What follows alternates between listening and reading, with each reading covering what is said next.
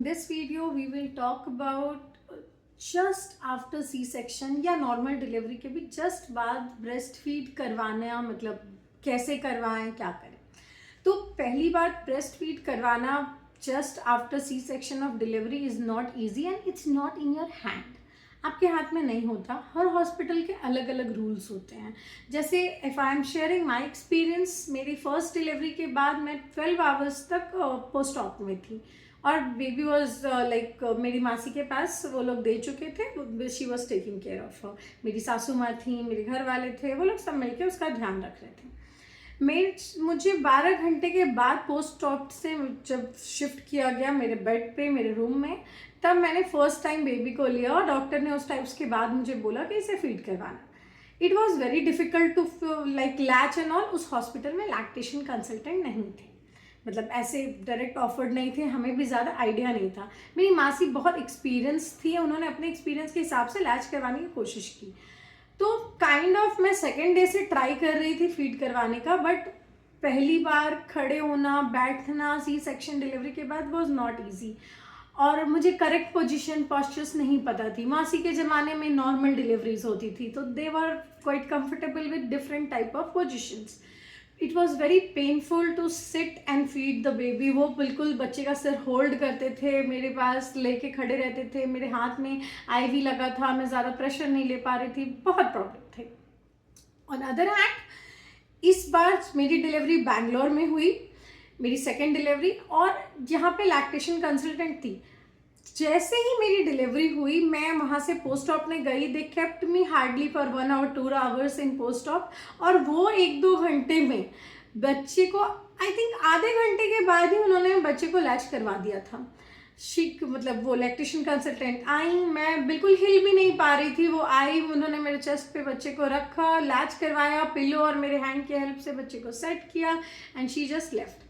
तो ये जो जस्ट 1 घंटे या आधे घंटे में फीड कराना है, ये सिर्फ एक बहुत एक्सपीरियंस इंसान जो आपके साथ है वही कर सकता है। इसमें आपका कोई कंट्रीब्यूशन नहीं होता। That's what my experience is. But after 6 hour, after 8 hours, like जब आप थोड़ा सा ट्राई कर सकते हो फीड कराने का, या फिर आफ्टर 12 आवर्स जब आप थोड़ा बैठने लगते हो, मतलब थोड़ी मूवमेंट आती है, थोड़ा हिल सकते हो, उस टाइम पे आप उसकी पोजीशन अलग होती है। तो बैंगलोर में जब मैं बैठ पाई, लाइक मेरी डिलीवरी आज सुबह हुई थी, तो टुमारो मॉर्निंग आफ्टर 24 आवर मैं बैठी थी। तो उस टाइम पे जब लैक्टेशन कंसल्टेंट आई, उन्होंने मुझे पोजीशन बताया, जो कि मैं वीडियो के एंड में बताऊंगी, एग्जैक्ट पोजीशन जिसमें कि आपको ना पेट पे आपके प्रेशर आएगा, ना हैंड्स पे, क्योंकि हैंड्स पे प्रेशर आने से सर्वाइकल पे प्रॉब्लम होती है और हैंड्स उस वक्त सब कुछ बहुत कमज़ोर होता है, पेन हो रही होती है। आप एग्जैक्ट एक जगह पे लेटे रहते हो तो कई लोगों को बैक पेन, मुझे सर्वाइकल और ये एरिया में बहुत ज़्यादा पेन थी अपर बैक में, और धीरे धीरे वो पूरे बैक पेन में कन्वर्ट हो गई थी। तो कैसे आपकी बैक में पेन ना हो, आपके क्या बोलते हैं सर्वाइकल में प्रॉब्लम ना हो, हैंड्स में प्रॉब्लम ना हो, आपकी तुरंत सर्जरी हुई है तो आपके स्टमक पे भी ज़्यादा प्रेशर ना पड़े, तो what is the right position.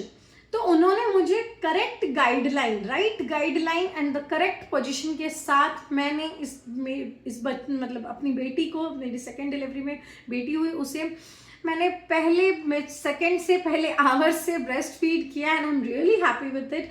उसने कभी फार्मूला टच नहीं किया, I was able to do it. जबकि ऑन अदर हैंड, मेरी फर्स्ट डिलीवरी के टाइम पे मुझे लैच करवाने में 4 दिन लगा था और दूध ख़त्म करवाने में 20-30 दिन लग गए थे, मतलब कंप्लीटली अपने ऊपर लाने में, क्योंकि मुझे करेक्ट पोजीशंस नहीं पता थी कि किस पोस्चर में बैठ के बच्चे को फीड कराना चाहिए। हम लोग नॉर्मली स्ट्रेट बैठते थे, थोड़ा सा पिलो के साथ बैक सपोर्ट, और एक पिलो रख के उसके ऊपर बच्चे को रखने की कोशिश करते थे ताकि थोड़ा हाइटेड हो जाए तो पेन, मतलब मुझे झुकना ना पड़े, क्योंकि मैं झुक नहीं पाऊंगी। बट ऑन अदर हैंड इस बार सब कुछ बहुत डिफरेंट था। वो जो ट्रेडिशनल पोजीशन थी उससे बहुत पेनफुल था, इट वाज नॉट इजी। पर हाँ, मैंने कोशिश नहीं छोड़ी और अपनी कोशिशों से मैंने 1 महीने के अंदर अंदर अपने बच्चे को कंप्लीटली फार्मूला से हटा के ब्रेस्ट फीड पे लाई। तो I think it's not like कि अगर मेरा बच्चा एक बार फार्मूला पीने लगेगा तो फिर बाद में नहीं ला सकते हैं, वी कैन डू इट, कोई प्रॉब्लम नहीं है। अपनी बैक के पीछे 2 पिलो को रख करके अपने बैक को बिल्कुल रेस्टेड रखना है। थोड़ा भी स्ट्रेट नहीं होना है, पूरी तरीके से अपना पूरी बॉडी का वेट अपने बैक पे डालना है। यहाँ पे हम स्टडी का यूज़ करेंगे एज अ बेबी। सबसे पहले बेबी को लेकर के अपने हैंड पे रखना है और इनिशियली बेबी का वेट हमारे हैंड पे है, स्टमक पे नहीं, क्योंकि तुरंत सर्जरी हुई है।